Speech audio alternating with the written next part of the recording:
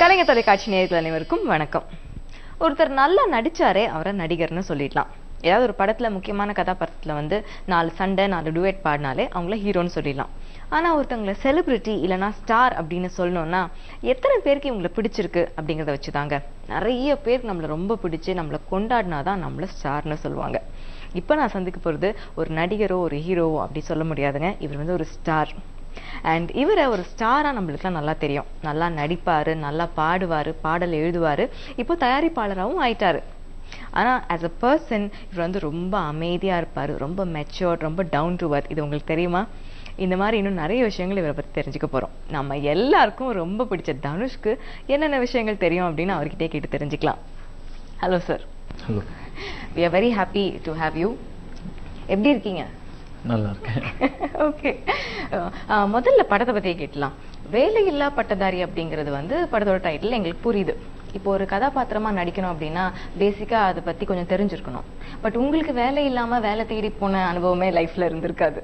So இந்த படத்துல இந்த கேரக்டர் பண்ணது எப்படி இருந்துச்சு? ஈஸியா இருந்ததா கஷ்டமா இருந்ததா? ஏதாவது ஹோம்ஒர்க் பண்ணீங்களா? இல்லை, கஷ்டமாக தான் இல்லை. இது சாதாரண கேரக்டர் தான். சாதாரண கேரக்டர் ஏன் சொல்கிறேன்னா, எல்லார் வீட்லேயுமே இந்த கேரக்டர் இருக்கும். அதனால தான் சாதாரண கேரக்டர் நான் சொன்னேன். அண்டு இதுக்காக ஸ்பெஷலாக ஹோம்ஒர்க் பண்ணணும்னா நம்ம லைஃப்பில் பார்க்காதது, நமக்கு அந்நியப்பட்ட விஷயங்கள் இருக்கிற ஒரு கேரக்டர்னா தான் நீங்கள் ஹோம்ஒர்க்லாம் பண்ணணும். பட் நம்ம லைஃப்பில் பார்த்தது, நம்ம லைஃப்பில் நம்ம வீட்டுக்குள்ளே நடந்தது, அதெல்லாம் ஒரு கேரக்டரைசேஷன் கூட இருக்கும்பொழுது அதுக்கு ஹோம்ஒர்க்லாம் தேவையில்லை. வேலை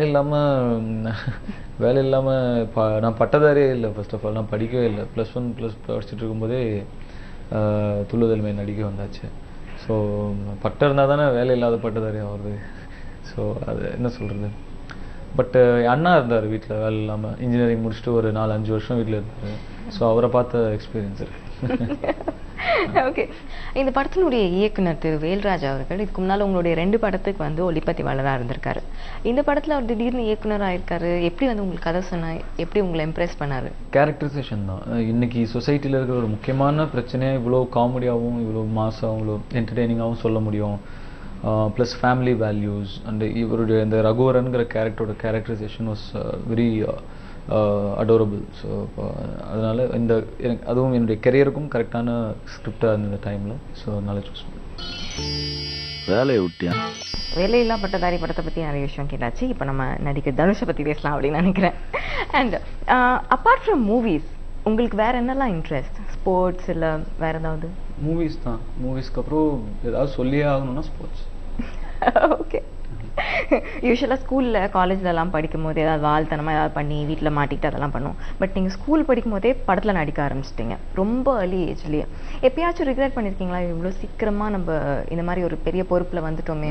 எது லைஃப் நீங்கள் எந்த இடத்துல பார்த்தாலும் ப்ளஸ்ஸும் இருக்கும் மைனஸும் இருக்கும். இப்போ சீக்கிரமாக விட்டுட்டு வந்ததுக்கான மைனஸும் இருக்கும் ப்ளஸ்ஸும் இருக்கும்.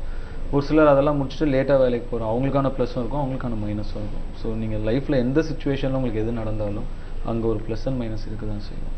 ஸோ என்ன சொல்கிறது, நான் சீக்கிரம் வந்ததுனால அஃப்கோர்ஸ் என் லைஃப்பில் ஒரு சாப்டர் மிஸ் ஆகிடுச்சு. அப்படியே அது ஒரு மைனஸ் தான். பட் ப்ளஸ்ஸும் நிறையா இருக்குது. So I should be thankful to God. Okay. நம்ம தமிழ் சினிமாவுக்கு இவர் சொந்தம்னு இப்போ நம்ம சொல்ல முடியாது, பிகாஸ் பாலிவுட்லாம் போயிட்டாரு. அண்ட் இப்போது பால்கி அவர்களுடைய படத்தில் நடிச்சிட்டு இருக்கீங்களா? டெஃபினட் கேரக்டர் நடிக்கிறீங்களாமே? அதை பற்றி எதுவுமே நான் பேசுறது அலோடு இல்லை. அச்சிஷோ. Okay okay. Generally working in that film ரொம்ப ஒரு சேலஞ்சிங் ரோல், ரொம்ப கஷ்டமான கேரக்டர், நடிக்கிறதுக்கு ரொம்ப சிரமமான ஒரு கேரக்டர். அண்டு கதையே ரொம்ப புதுசான ஒரு கதை. அண்டு ரொம்ப நிறையா செட்டில் போயிட்டு கேமரா முன்னாடி போய் நின்னோன்னெல்லாம் நடிக்க முடியாது. அங்கே போய் நின்று கிட்டத்தட்ட ஒரு 1 hour ஒரு ஹோம்ஒர்க் நடக்கும், கேமரா முன்னாடி நடக்கும், எல்லா ஆர்டிஸ்ட்டையும் வச்சு. அதுக்கப்புறம் தான் அந்த ஷார்ட்கே போக முடியும். அப்படி ஒரு காம்ப்ளிகேஷன் இருக்குன்னா உங்களுக்கு படம் பார்க்கும்போது புரியும் அது ஏன் அப்படின்னு. அண்டு பால்கி சொல்லவே நான் பால்கி இதுக்கு முன்னாடி சீனிகம் பானு பியூட்டிஃபுல் மூவிஸ் பண்ணாரு. அண்ட் நல்ல வேவ் லென்த் இருக்குது, நல்ல சிங்க் இருக்குங்க 2 பேருக்குள்ள. அண்ட் படம் ரொம்ப நல்லா வந்துட்டுருக்கு. அண்ட் இளையராஜா சார் மியூசிக்கில் எனக்கு 2வது படம். ஸோ நான் அவரோட பெரிய ஃபேன். ஸோ ராஜா சார் மியூசிக்கில் மறுபடியும் நடிக்கிறது ஒரு பெரிய கௌரவம் தான். அண்ட் பிசி சார் கூட ஃபஸ்ட் டைம் பண்ணுறேன், பிசி ஸ்ரீராம் சார். அண்ட் அவரை மாதிரி ஒரு ஜாலியான ஆள் நான் பார்த்ததே இல்லை. அவர் அவ்வளோ ஜாலியாக இருப்பார் செட்டில். பயங்கரமாக சென்ஸ் ஆஃப் ஹியூமர் பயங்கரமாக இருக்கும். அண்ட் அஃப்கோர்ஸ் இந்த மூஞ்சி கூட நல்லா காட்டுவாங்க. ஸோ பிசி சார் கூட இன்னும் and of course Amitabh Bachchan sir. And it's a great experience working with him also. Raanjhanaa படத்துல நடிச்சீங்க, நீங்க நல்லா நடிப்பீங்கன்னு எங்களுக்கு தெரியும். ஸோ அதை விட முக்கியமான விஷயம் வந்து ஓன் டப்பிங் பண்ணியிருக்கீங்கல்ல. உங்களுக்கு ஹிந்தி தெரியுமா ஆல்ரெடி, இல்லை மூவிக்காக கற்றுக்கிட்டீங்களா? தெரியாது. அப்போ இந்த படத்துக்காக கற்றுக்கிட்டு டப்பிங் பண்ணிட்டீங்க? அப்படியே அங்கேயே போய் அப்படியே பேசுகிறேன். கூட டியூட்டர் இருப்பார், ஓகே, லிங்குவிஸ்ட் இருப்பார். ஸோ அவங்களெல்லாம் வச்சுட்டு அப்படியே டப் பண்ணாங்க. இப்போ அட்லீஸ்ட் கொஞ்சம் கற்றுக்கிட்டீங்களா ஹிந்தி?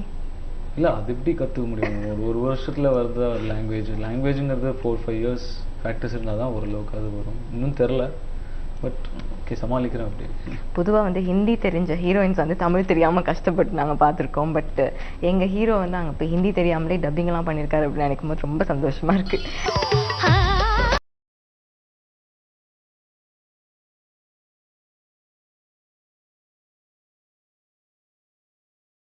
கஷ்டப்பட்டு பண்றீங்க அப்படின்னு போது எனக்கு ஒரு விஷயம் ஞாபகம். உங்களுக்கு பேர்ட்ஸ்னா அலர்ஜியாமே? ஆடுகளம் பேர்ட்ஸ் பறவைகள் அப்படின்னாவே அலர்ஜியாமே. ஆடுகளம் படத்துல அப்புறம் எப்படி அந்த சேவலை வச்சுக்கிட்டு?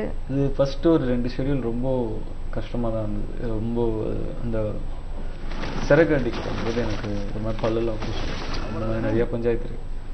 ஃபர்ஸ்ட் 2 ஷெட்யூல் ரொம்ப கஷ்டமாக இருந்தது. கையில் தூக்கம்லாம் முடியவே இல்லை என்னால். அப்படியே கொஞ்சம் கொஞ்சமாக அப்படி பண்ணி தானே ஆகணும். அப்படி ஒரு கேரக்டர் கிடைக்காது. அதுக்கப்புறம் நமக்கு சரி அப்படியே பண்ணி கடைசியில் அந்த படம் முடிகிற டைம்லலாம் எனக்கு அந்த இதே போயிடுச்சு, அந்த ஃபோபியாவே போயிடுச்சு. அசால்ட்டாக தூக்கிலாம் போடுறேன். நீங்கள் சொன்னீங்க அப்பார்ட் ஃப்ரம் மூவிஸ் ஸ்போர்ட்ஸ்லாம் இருக்குன்னு ஸ்பெசிஃபிக்காக சொல்லணும்னா இப்படி கிரிக்கெட்டா இல்லை ஃபுட்பாலா என்னது? நான் கிரிக்கெட் விளையாடுவேன், வாலிபால் விளையாடுவேன், ஃபுட்பால் வராது, டென்னிஸ் வராது, டேபிள் டென்னிஸ் விளையாடுவேன், ஸ்னூக்கர் விளையாடுவேன், செஸ் விளையாடுவேன். அண்ட் ஸ்போர்ட்ஸ்னால் என்ன, பேட்மிண்டன் விளையாடுவேன். ஸ்போர்ட்ஸ் ஜென்ரலாகவே பயங்கர இன்ட்ரெஸ்ட். ஓகே.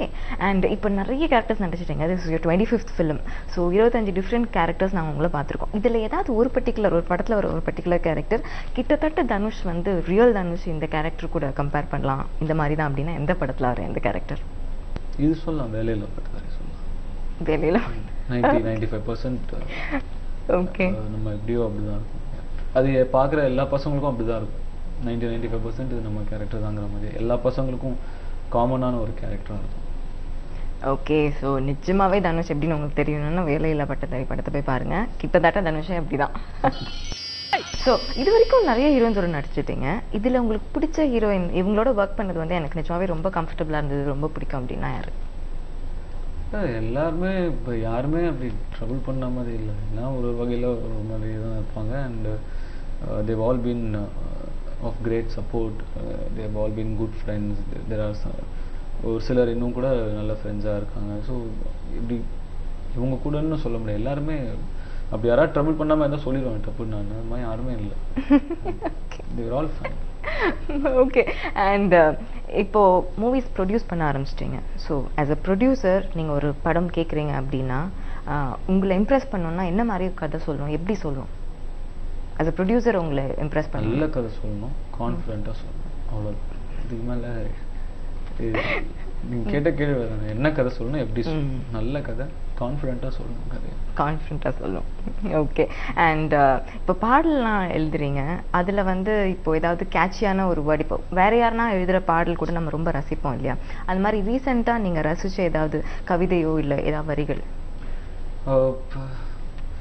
இப்போது குக்கூவில் ஒரு லைன் எனக்கு ரொம்ப ரொம்ப மனசுக்கு ரொம்ப பிடிச்ச ஒரு லைன். அது வா என்று சொல்லும் முன்னே வருகின்ற ஞாபகம்னு ஒரு லைன் இருக்கும். அது எனக்கு ரீசெண்ட் டைமில் நான் கேட்ட லைன்ஸில் ஒன் ஆஃப் த பெஸ்ட் லைன்ஸ்னு personally I feel. Okay. So Dhanush seems be very romantic person. உங்ககிட்ட நான் இப்போ ஆக்சுவலாக கேட்க எதுவாக வேணா இருக்கலாம். இல்ல இல்ல ஜெனரலி நீங்க ரொமான்ஸ் தான் நினைக்கிறீங்க. இல்ல அந்த படத்துல இல்ல அந்த படத்துல அந்த கான்டெக்ஸ்ட்ல அதுதானே வந்து பாடல பத்தி மட்டும் தான். ஓகே. நான் உங்ககிட்ட அப்ப இது கேட்கவே கூடாதுன்னு நினைக்கிறேன். ஏன்னா ரொம்ப சீக்கிரமே நடிக்க வந்துட்டீங்க. டேட்டிங் எக்ஸ்பீரியன்ஸ் அப்படிம்பாங்கல்ல, லவ் பண்ணி வீட்டுல மாட்டிக்கிறது, இல்ல சைட் அடிச்சு வீட்டுல மாட்டிக்கிறது, இல்ல பொண்ணுங்க கிட்ட மொக்க வாங்குறது, இதெல்லாம் நீங்க கண்டிப்பா பண்ணிருக்கவே மாட்டீங்களா? எல்லாமே பார்த்தாச்சு. இது இப்போ 16 வயசுல சைட் அடிக்காமல் எப்போ சைட் அடிப்பேன். அண்ட் என்னோட ஃபர்ஸ்ட் லவ்வும் எனக்கு 10 வயசு இருக்கும்போது தான். ஸோ எனக்கு டேட் பண்ணதில்லை, ஸ்ட்ரைட்டாக ஒரு பொண்ணு லவ் பண்ணோம், அந்த லவ் ஃபர்ஸ்ட் லவ்னாலே இட் பிரேக்கப். ஸோ அந்த லவ் முடிஞ்சு போச்சு. அதுக்கப்புறம் டேட் பண்ணுற எக்ஸ்பீரியன்ஸ்லாம் கிடையாது, ஸ்ட்ரைட்டாக கல்யாணம். அதுக்குள்ளே ஸ்டார் ஆயாச்சு, ஸோ டேட்டிங் எல்லாம் ரொம்ப பிஸியாக இருப்பீங்க. அப்படி இல்லை, கல்யாணம் ஆயாச்சு. 4 வருஷமா ஏறாத கம்பெனி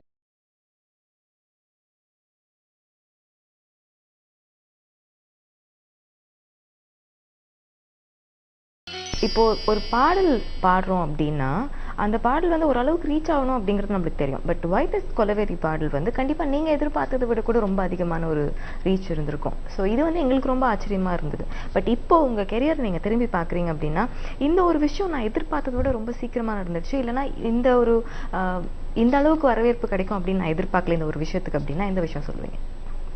எல்லாமே என் லைஃப்பில் நான் எதிர்பார்த்தது சீக்கிரமாக தான் நடந்திருக்கு. எதுவுமே கடவுள் என் மேலே ரொம்ப கருணையோட இருந்திருக்குன்னு தான் சொல்லணும். ஸோ அதான் சீக்கிரமாக எது நடந்துச்சுன்னு கேட்டால் எல்லாமே நான் சொல்லணும். நான் இண்டஸ்ட்ரிக்கு வந்தது சீக்கிரம் தான் எனக்கு, அண்டு சக்ஸஸ் பார்த்ததும் சீக்கிரம் தான். ஒரு நீங்கள் சொன்ன மாதிரி ஒரு செலிப்ரிட்டி, ஒரு ஹீரோ, இல்லை ஒரு லீட் ஆக்டர், ஸ்டாருன்னு சொல்கிற மாதிரி ஸ்டாருன்னு சொன்னதும் சீக்கிரம் தான். கல்யாணம் ஆனதும் சீக்கிரம் தான். யாத்ரா வந்தது எல்லாமே சீக்கிரம் தான் எனக்கு. எவ்ரிதிங் எல்லாமே சீக்கிரம் தான் நான். Okay. So and as an actor அதை விட்டுடுங்க, பட் ஆஸ் அ பர்சன் உங்களை பார்க்கும்போது வந்து ஒரு மாதிரி ஒரு பாய்ஸ், ஒரு அமைதி, ஒரு மெச்சூரிட்டி இருக்குது. ஓகே, உங்கள் வயசுக்கு you are very young. Okay, but உங்ககிட்ட பேசும்போது இந்த கொஞ்ச நேரத்தில் தெரியுது ஒரு மாதிரி ஒரு அமைதி. இப்படிதானா நீங்கள், இல்லை இப்படி ஆயிட்டீங்களா? பிகாஸ் ஸ்டார் வந்து இந்த ஸ்டார்டம் அப்படிங்கிறது இமேஜ்க்காக இப்படி ஆயிட்டீங்களா, இல்லை நீங்கள் இப்படி தானா? அதான் என்னோட கம்ஃபர்டபுள் சர்க்கிள்னு ஒன்று இருக்கும். அந்த சர்க்கிள்குள்ளே நான் ஜாலியாக இருப்பேன் கொஞ்சம். பட் அந்த சர்க்கிள்லேருந்து வெளியே வந்தால் கொஞ்சம் ஷையாக இருப்பேன், இன்ட்ரோவர்ட், கொஞ்சம் தயக்கமாக இருக்கும், பேச ஜாஸ்தி அந்த மாதிரிலாம். முன்னாடி கொஞ்ச நாள் முன்னாடி ஒரு 3-4 months வரைக்கும் அப்படி தான். அண்ட் 3-4 years வரைக்கும் அப்படி இருந்தேன். அண்ட் இப்போது ஓகே, முன்னாடி மாதிரி இல்லை, இப்போ ஓரளவுக்கு பேசுகிறேன் ஃப்ரீயாக. கொஞ்சம் எல்லாருமே தான் இருப்பேன், தனியாக அமைதி. நிறையா பேர் சந்திக்கிறோம், நிறையா அனுபவங்கள் வருது. அதெல்லாம் கொடுக்கறது தான் பக்குவமும் அமைதியும். 1 weekly discharge ஸோ இப்போது I think we can move on to rapid fire. ஒரு 5-6 questions, ஒரு லைன்லேயோ ஒரு வார்த்தையிலையோ தான் பதில் சொல்லணும். அண்ட் அஃப்கோர்ஸ் கண்டிப்பாக அவர் உண்மையாக தான் சொல்லுவார்னு எனக்கு தெரியுது. Is very honest. ஓகே, தனுஷ்க்கு இருக்கிற ஏதாவது ஒரு சென்டிமெண்ட்? இந்த அம்மா சென்டிமெண்ட் ரொம்ப ஸ்ட்ராங் சென்டிமெண்ட். ஓகே. அண்ட் சமீபத்தில் ஹம் பண்ணுற பாடல் மனசுல சூழக்காது. ஓகே. அண்ட் ரொம்ப பிடித்த பாடல் வரி நீங்கள் எழுதாதது? நான் எழுதாதது நீங்கள் எழுதாதது டக்குன்னு எதுவும் வரல மைண்டுக்கு. உண்மை தானே சொல்லணும். ஓகே ஓகே, டக்குன்னு மைண்டுக்கு. ஓகே. அண்ட் ஸ்கூல் படிக்கும்போது உங்களுக்கு ரொம்ப பிடித்த ஒரு ஹீரோயின் இப்போ நினச்சா கூட? சிம்ரன். ஓகே. எந்த ஹீரோயினோட சேர்ந்து நீங்கள் ஆக்ட் பண்ணுவீங்கன்னு எதிர்பார்க்கல, அவங்க ஃபேனாக இருந்தீங்க, பட் கூட சேர்ந்தே நடிச்சிட்டீங்க இப்போ? அப்படி யாருமே இல்லை. சிம்ரன் தான் ரொம்ப பிடிக்கும், பட் இன்னும் நடிக்கும்போது சிம்ரன் ரொம்ப பிடிக்கும். ஓகே. இப்போ as a fan எந்த ஹீரோயினுக்கு நீங்க ஃபேன்னு நம்ம சொல்ல முடியாது. நான் ஃபேனாக இருந்த டைம்லாம் முடிஞ்சு குஷ்பு மேடம்க்கு பெரிய ஃபேன், அப்புறம் சிம்ரன் மேடம் ஃபேன். அதுக்கப்புறம் நான் நடிக்க வந்ததுக்கப்புறம் நம்மளே ஒரு ஃபேனாக நம்ம பார்க்கறது கொஞ்சம் கொஞ்சமாக குறைஞ்சிட்டே போயிடும். ஸோ ஃபேனாக அப்படி யாருன்னு எனக்கு சொல்ல தெரியல. பட் ரீசெண்ட் டைம்ஸில் பரிணிதி சோப்ரா அவங்க பெர்ஃபார்மன்ஸ் எனக்கு ரொம்ப பிடிச்சிருக்கு. ரொம்ப நல்லா நடிக்கிறாங்க, ஃபேன்னு சொல்லலை, அவங்களோட பெர்ஃபார்மன்ஸ் எனக்கு பிடிச்சிருக்கு. ஓகே. இப்போது தனுஷ்க்கு நாங்கள் 2 ஆப்ஷன் கொடுக்குறோம். Box office hit, national award. எது யூ வாண்ட்? எது ப்ரிஃபர் பண்ணுவீங்க? Box office hit.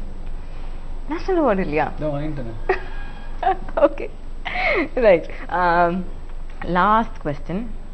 இப்போ உங்களுக்கு கல்யாணம் ஆகாமல் இருந்திருந்தா, okay, and if you can date somebody, ஒரு செலிபிரிட்டியாக நீங்கள் டேட் பண்ணலாம் அப்படின்னா, சினிமானில் ஜென்ரலாக ஏதோ ஒரு செலிபிரிட்டியை நீங்கள் டேட் பண்ணலான்னா யாரை வெளியே டேட் கூட்டிகிட்டு போவீங்க? Scarlett Johansson. தப்பிச்சிட்டாரு. ஓகே ஓகே, இல்லை நான் வேற எதுவும் சொல்வீங்க, இந்தியன் சினிமாவில் ஏதாவது சொல்வீங்க? நினைச்சா எல்லாமே முடியும்.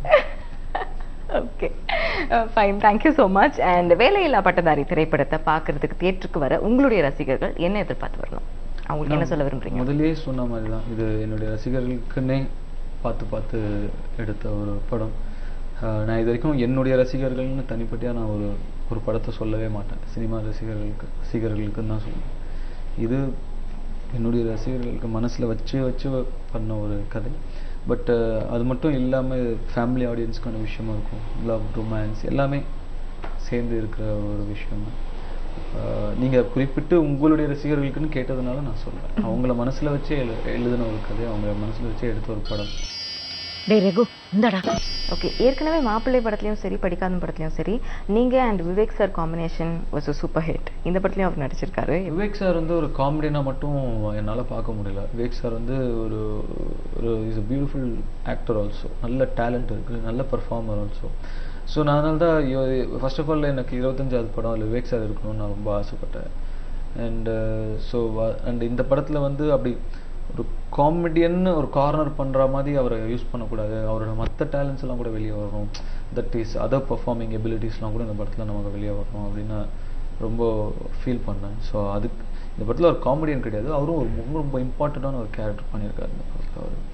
அண்ட் செகண்ட் ஹாஃபில் தான் வருவார். So he is also help the film. நான் கூட சேர்ந்த பெரிய சப்போர்ட் அவங்களாம் எனக்கு படத்தில் நல்லா.